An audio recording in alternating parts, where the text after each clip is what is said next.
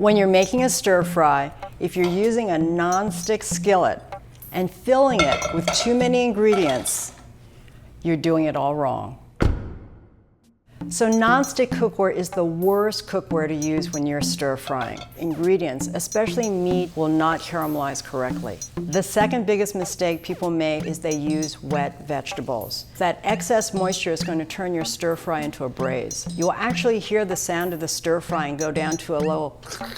Finally, the most important tip is don't crowd your pan. This is the biggest mistake I see all the time. What you're left with is meat that is gray, mushy, vegetables that are burnt on the bottom, a little raw, unevenly cooked, and that's not a stir fry. Now I'm going to show you the correct way to stir fry, and it begins with your cookware.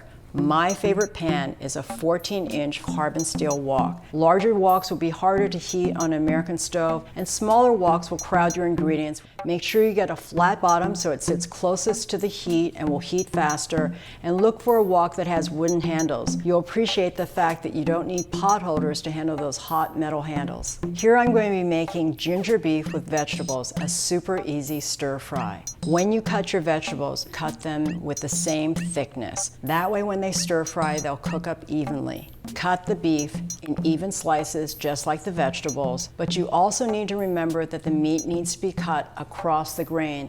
This prevents the beef from being tough and fibrous. Marinades are super simple to do. It only takes 5 minutes, but it infuses the beef with flavor and tenderness. Add a little cornstarch, soy sauce, dry sherry or rice wine, salt and pepper, and you just stir it until the cornstarch is dissolved. I also add a little teeny bit of oil, which just coats the slices and ensures that they don't stick in the wok. Put your pan on the stove and set it on the highest heat until a drop of water evaporates within a second. Then add a tablespoon or two of a high smoking point oil like canola, peanut, or grapeseed. Then I add the beef and I spread it in the pan to make sure that all the slices are touching the hottest surface of the wok. Stir fry the beef just until it's caramelized on all sides and no longer pink. Transfer it to a bowl and swirl in another tablespoon of oil. Add your vegetables and stir fry them just until the snow peas or sugar snaps are bright green. Then you return the beef, scallions, pickled ginger, and then you can also swirl in a little mixture of oyster sauce